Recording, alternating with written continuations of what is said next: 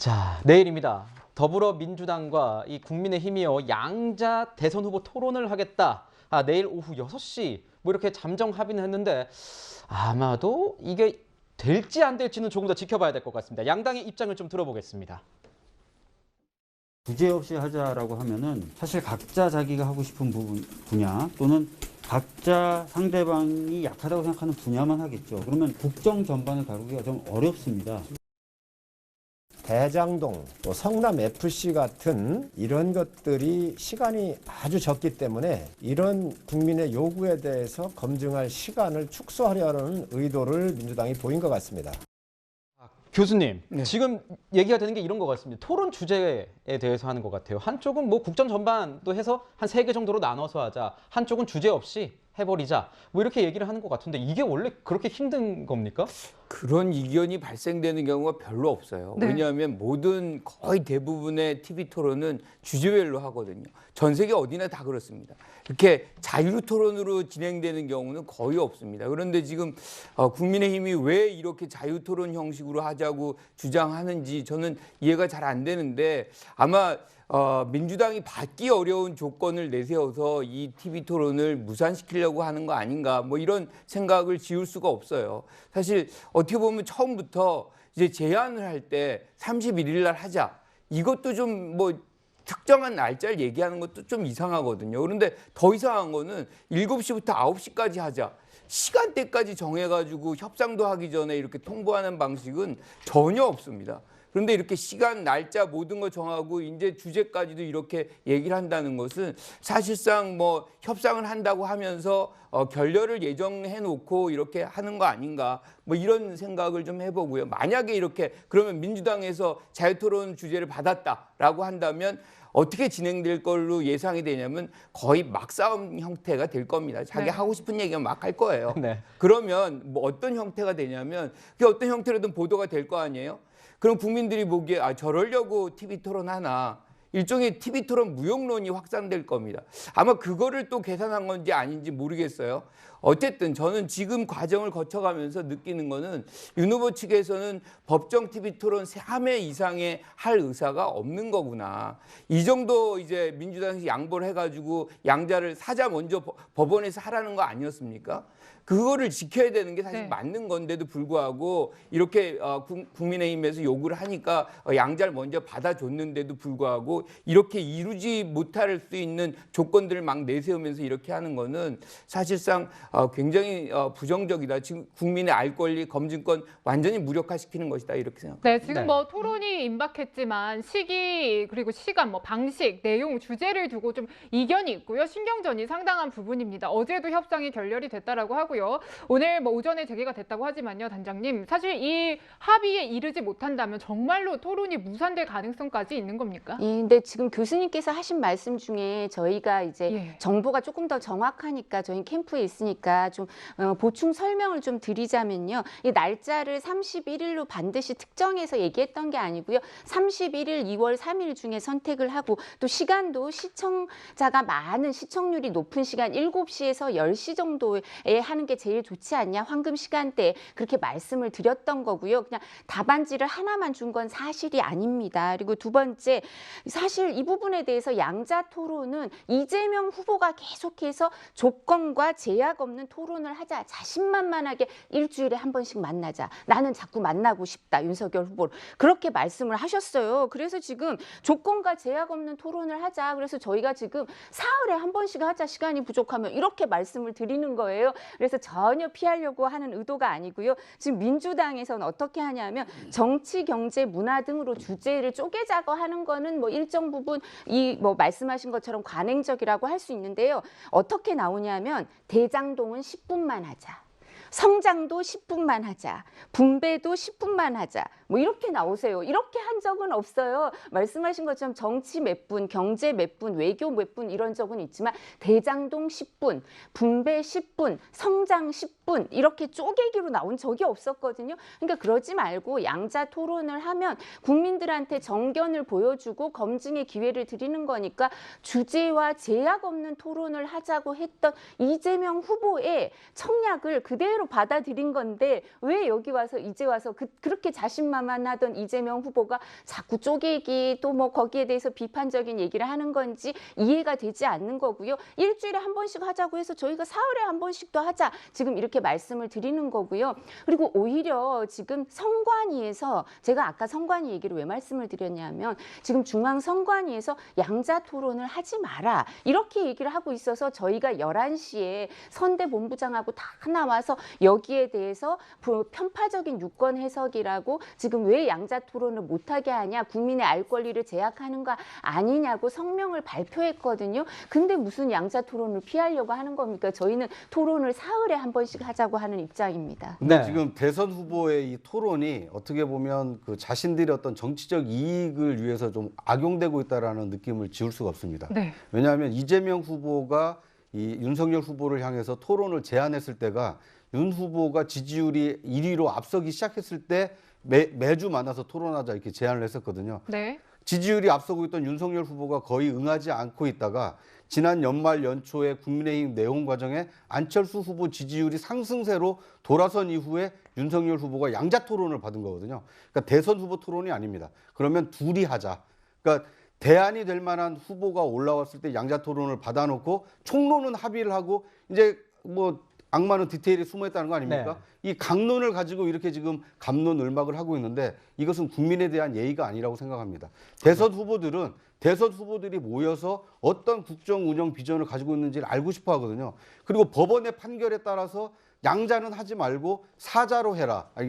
이게 법정으로 허용된 대선 후보가 참가하는 토론을 하라라고 일단 법원은 명령을 한 상태이기 때문에 이걸 어떻게 충실히 이행할 것인지를 먼저 약속하고 그 다음에 그럼에도 불구하고 양자 토론을 하려고 하면 밀실이 아니라 이렇게 비공개적으로 충분히 합의해서 합의된 내용을 국민에게 알리는 것이 이 국민에 대한 예의가 아닐까 하는 생각이 듭니다. 중앙선거관리위원회는 이렇게 지금 얘기를 하고 있습니다. 언론사 이번 그 양자 토론에 대해서 언론사 유튜브 중계는 불허한다.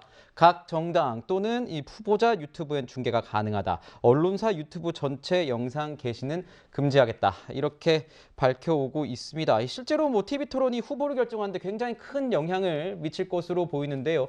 김관욱 교수님께 한번 여쭤볼게요. 이렇게 TV 토론 관심도 많아지는데 양당 지금 여기서도 두 분 의견이 좀 엇갈리지 않습니까? 이렇게 굉장히 강론이 달라지는 것에 대해서 어떻게 보십니까? 아니요, 양자 토론을 왜 하게 됐는지를 얘기를 해야 돼요. 그러니까 법원에서는 사자 토론하라고 얘기한 거거든요. 그런데 그 날까지만 해도 법원에서 판결한 날까지만 해도 뭐라고 얘기를 했냐면 국민의힘에서도 그럼 사자 간다 그랬어요. 하룻밤 딱 지나고 윤석열 후보가 나는 양자를 선택한다. 사자 못하겠다 얘기를 한 거거든요. 네. 그러면 이제 이게 다 깨지거나 삼자로 가니까 민주당에서 그럼 양자도 사자도 다 하자. 이렇게 해서 양자 협상이 시작된 겁니다. 그런데 중요한 것은 사실은 이 법원에서 사자를 하고 양자를 하지 말라고 했던 이유는 뭐냐면 국민의 알 권리, 검증권 이거 다 중요한데 국민의 선택권이 제약을 받는다는 거예요. 왜냐하면 지금 다른 두 후보도 선택권을 받을 수 있는 그 권리가 있는 것인데 국민의 알 권리가 거기서 제약을 받는다는 거거든요. 그러니까 사자를 다 한꺼번에 하라는 얘기가 법원의 취지예요. 자, 윤석열 후보 어떤 본인이 뭐라고 얘기하면 헌법주의자, 법치주의 굉장히 강조하죠. 지금 법원의 판단이 사자라고 얘기를 했는데 양자 아니면 안 한다고 얘기를 한 거거든요. 이 정도 되면 본인이 헌법주의자라는 얘기를 부정해야 되는 거 아닙니까? 그리고 지금 이 상황에서 제일 중요한 거는 그렇게 해서 이제 알 권리를 위해서 협상에 들어갔다 그러면 사실 합의할 수 있는 얘기를 해야지 자유주제로 자르는 것이 문제, 구체적으로 자르는 게 문제라면 그러면 뭐 예컨대 1시간 경제, 뭐 1시간 정치 이런 식으로 하자고 얘기를 해야지 모든 걸 자유로 한다? 그러면 그건 대장동 얘기만 하자, 뭐 또는 뭐 고발사주 얘기만 하자. 이렇게 지금까지도 우리가 네거티브만 봤었는데 또다시 TV 토론에서도 네거티브 얘기만 공방방 나오게 만들려는 그런 취지라고 뿐이 해석이 안 돼요. 네, 제가 지금 보면은 김관욱 교수님께서 그런 취지로 보인다라고 또 이제 의견을 말씀해 주셨고 또 일부 그 윤석열 후보에 대해서 뭐 헌법주의자가 아닌 것 아니냐 이렇게 또 주장을 해주셨기 때문에 저희가 반론권 듣고 예. 넘어가도록 하겠습니다. 아니 네. 법원의 결정문들을 좀 다 읽어봐 주셨으면 좋겠어요. 법원의 결정문은요, 사자 토론은 반드시 안 되고 양자 토론이 가능하다라고 한 게 아닙니다. 법원의 결정문 내용을 보면요, 이제 공중파가 같이 다 합쳐져서 이제 공통으로 해서 이렇게 중계를 하고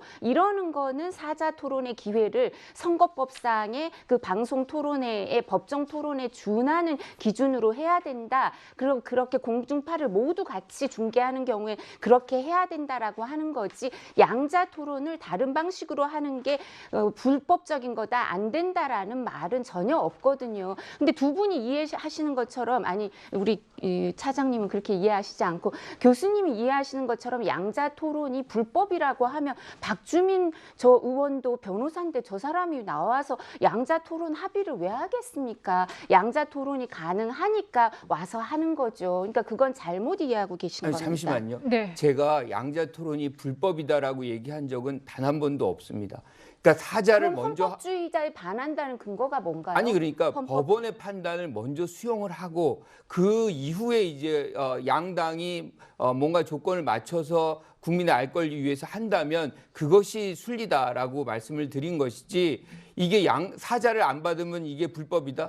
저는 그렇게 얘기한 적이 없어요. 네, 헌법주의에 지금- 반한다고 말씀하셔서 그러니까 법원의 그걸 판단을 아니, 수용하라는 취지. 법원의 취지가요. 네, 양자가 두 분. 금지돼 있는 게 아니라니까요. 자, 두 그리고 분 잠시만요. 제가 조금 말씀을 드리자면 후보가 양자 토론, 사자 토론 모두 받겠다고 말씀하셨고요. 양자 토론을 더 많이 하자고 했지 사자 토론 안 하자고 한 적도 없으니까 법원의 결정에 어긋나는 게 전혀 없습니다. 정리를 좀 하겠습니다. 지금 두 분 여기가 뭐 여의도는 아닙니다. 여의도에서 지금 양당 대표 만나서 지금 어떻게 토론을 할지에 대해서 논의를 하고 있는 상황입니다. 저희가 논의를 더 끌고 온 거 맞습니다. 하지만 이렇게까지 뭐 각 의사를 뭐 너무 집중적으로 저희 들을 것까지는 아닌 것 같습니다. 어떻게 결과가 나는지를 나중에 좀 보면 될 것 네. 같고요. 일단 토론 자체는 성사가 됐으면 하는 바람입니다. 네네. 왜냐하면 이 대통령 선거라는 것이 이 상대평가 아닙니까? 상대 후보에 비해서 더 나은 후보가 누군지, 어떤 후보의 이 생각이 이 국정 운영에 타당한지 이것을 국민들이 보고 판단할 수 있도록 이런 토론의 기회는 많이 제공했으면 하는 바람입니다. 아우 구자훈 차장께서 네. 아주 제가 하고 싶은 말을 너무 잘해주셔서 감사합니다. 네. 어쨌든 토론이 성사될 가능성은 있습니다. 지금 그래서 후보들도 토론 준비에 한창 열심인 것 같아요. 뭐 윤석열 후보도 지금 뭐 호남 방문 연기하고 TV 토론 준비에 열중한다라고 하고요. 이재명 후보 같은 경우에는 각 후보별로 대역을 정해서 실전 연습도 한다고 합니다. 저희가 준비를 좀 했는데요. 그러니까 윤석열 후보의 대역 같은 경우에는 조응천 의원 검사 출신이죠. 그리고 안철수 후보의 대역은 이제 국민의당 출신 최이배 전 의원이고, 또 심상정 후보의 대역은 권인숙 의원이라고 합니다. 차장님께 여쭤볼게요. 이 네. 이렇게 열중하는 만큼 네. 이번 토론 어느 때보다, 어떤 대선 때보다, 어느 시점보다 정말 중요한 토론이다라고 생각하니까 이렇게 열중하고 있는 거겠죠. 그렇습니다. 지금 각 당의 주장과는 상관없이 그 대선 여론조사로 나타나는 지표만 보면 어느 후보도 우열을 장담할 수 없는 굉장히 치열한 박빙의 승부가 이어지고 있기 때문에 이 국민의 최종 선택을 앞두고 있는 시점에서는 그 상대와 만나서 자신을 돋보이게 하는 것이 굉장히 중요하거든요. 네. 그것을 돋보일 수 있는 기회가 이 TV 토론이기 때문에, 또는 뭐 TV가 아니라 하더라도 다른 방식으로 토론을 통해서 상대 후보보다 내가 더 이 국정을 책임질 수 있는 사람이다, 적임자다, 이걸 과시해야 되기 때문에 이 TV 토론에 굉장히 많은 공을 들이고 있다, 이렇게 볼 수 있을 것 같습니다. 네. 지금 뭐 여러분 눈에는 안 보이시겠지만 이 스튜디오 분위기가 굉장히 뜨겁습니다. 뭐 이렇게 자켓을 벗고 싶을 정도인데, 자, 설 연휴 직전 이 여론조사 결과를 보면요, 두 후보가 굉장히 접전입니다. 35% 선에서 지금 동률로 나타난 민심이 나오고 있습니다.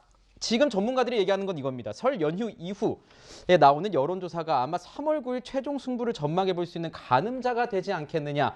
그래서 이 설 밥상 민심이 굉장히 중요하다. 이때 지지층이 어떻게 결집하는지가 굉장히 중요하다는 겁니다. 이런 가운데 자, 민주당에서는 이해찬 전 대표가요, 한 인터뷰 영상에서 이렇게 얘기를 했습니다.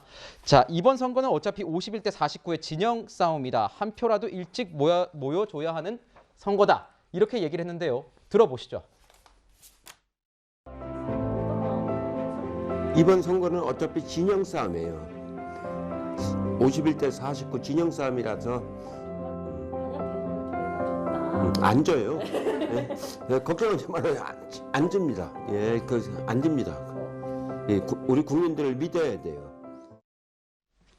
자, 일각에서는 이런 얘기도 합니다. 설 전에 지지층 결집에 나선 것 아니냐, 민주당이 원로까지 나서서 이렇게 나선 것 아니냐, 이렇게 얘기를 했습니다. 이준석 국민의힘 대표는 이런 얘기를 했죠. 진영 싸움을 부추기는 그런 측면도 있는 것 같다, 이렇게 얘기를 했습니다. 김광석 교수님께 여쭤볼게요. 이제 정치학 또 전공을 하셨으니까요. 이런 발언에 의미가 있을 것 같아요. 이해찬 대표가 설 연휴 전에 이 얘기를 했다.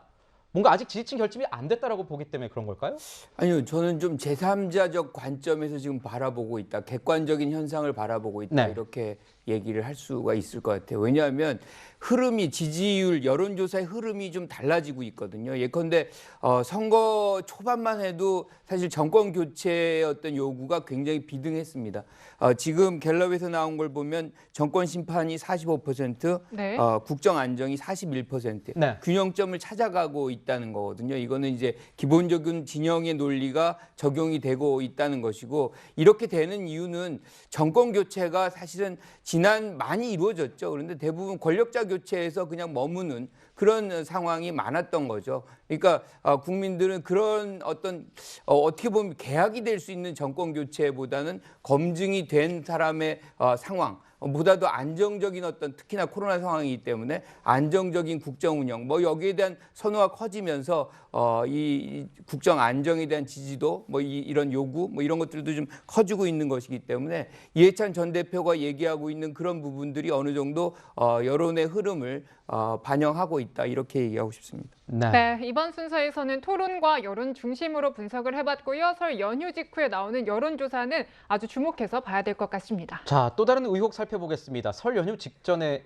계속 이 내용 재조명되고 있네요. 성남 FC 관련된 내용입니다.